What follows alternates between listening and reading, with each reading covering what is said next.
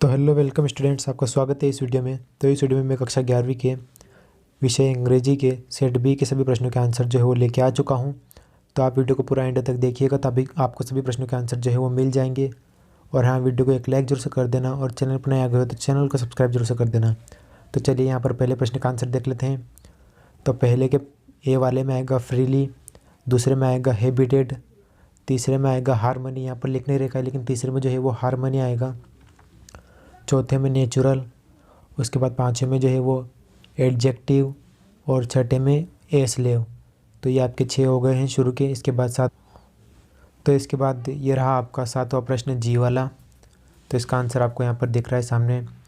When life began on earth, animals roamed freely about the planet, but today human beings, it seems, have forgotten that they themselves evolved from animals। तो ये आपके 7वां हो गया। इसके बाद 8वां भी आप देख लीजिए।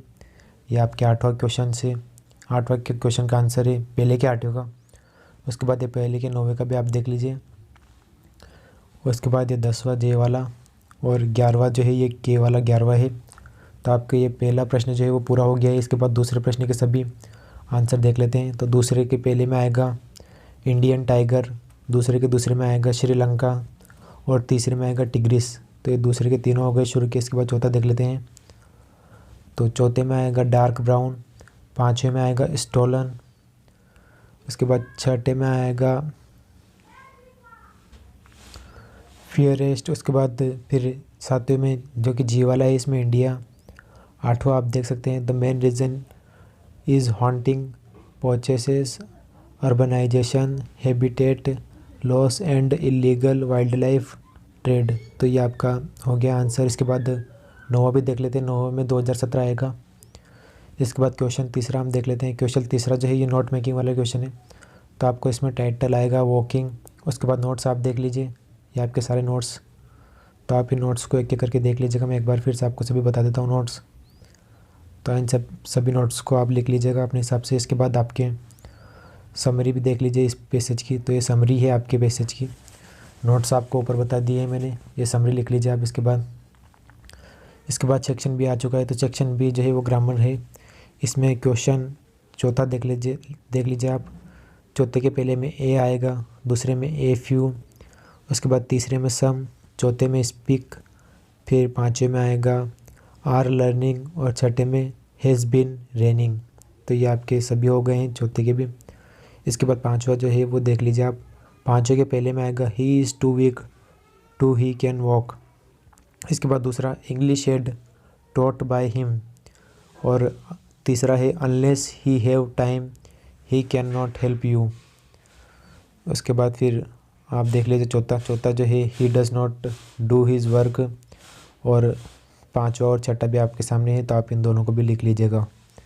इसके बाद क्वेश्चन छठा देख लेते हैं। क्वेश्चन छठा जो है ये, इसमें पहले में आएगा ए फोटोग्राफ, दूसरे में आएगा बेटी एंड डॉली और उसके बाद तीसरे में आएगा शिर्ले टॉशंस मदर।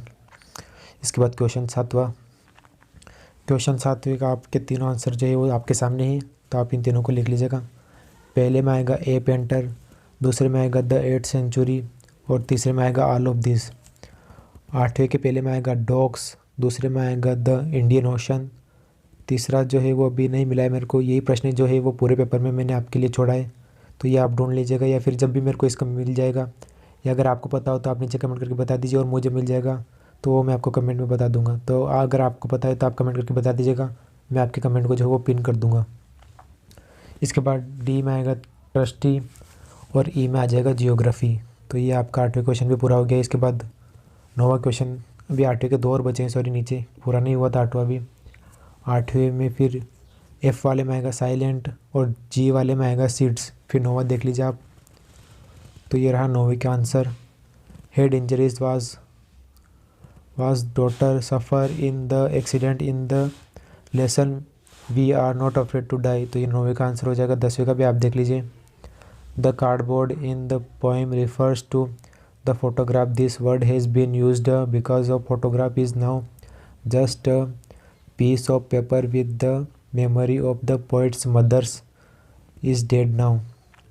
इसके बाद ये 10वें का पहला, वो Dauji was a painter who lived in 8th century his last painting was landscape। 10वें का दूसरा भी देख लीजिए। The 3 ways in which the author's grandmother spent her time in the city in the afternoon are by spinning wheel, reading prayers and feeding the sparrows। तो ये आपके 10वें का दूसरा हो जाएगा। इसके बाद फिर आगे के प्रश्न देख लीजिए। ये है आपका तीसरा प्रश्न 10वें का। Earth's principal biological systems divided in 2 parts. ये दोनों पार्ट्स आपके सामने हैं, ऑर्गेनिक और एबियोटिक। इसके बाद चौथा, the author's grandmother was disturbed when she found that there was no teaching of God and scriptures. इसके बाद 11वां भी देख लीजिए। 11वें में जो है आपको एक ही का आंसर देना है, तो ये आपका पूरा 11वां आंसर।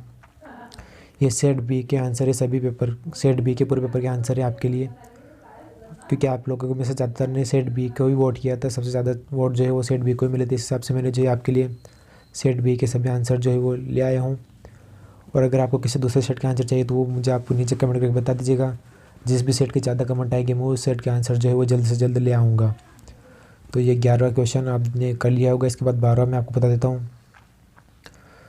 तो 12वां है, the central idea of the poem the voice of the rain is rain the poem of the earth and rain are depends again on the earth and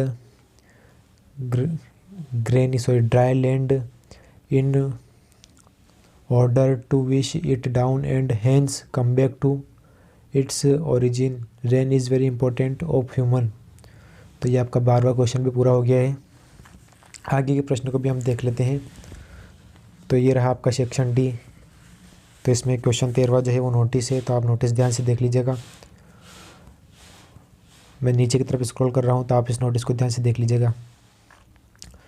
अगर आपसे कोई भी क्वेश्चन छूट जाए तो आप वीडियो को वापस पीछे करके जो है उस क्वेश्चन को लिख लीजिएगा, क्योंकि मैं आपको सभी क्वेश्चन जो है वो बता रहा हूँ। ऐसा एक भी क्वेश्चन नहीं है जो मैंने आपके छोड़ा है इस वीडियो में।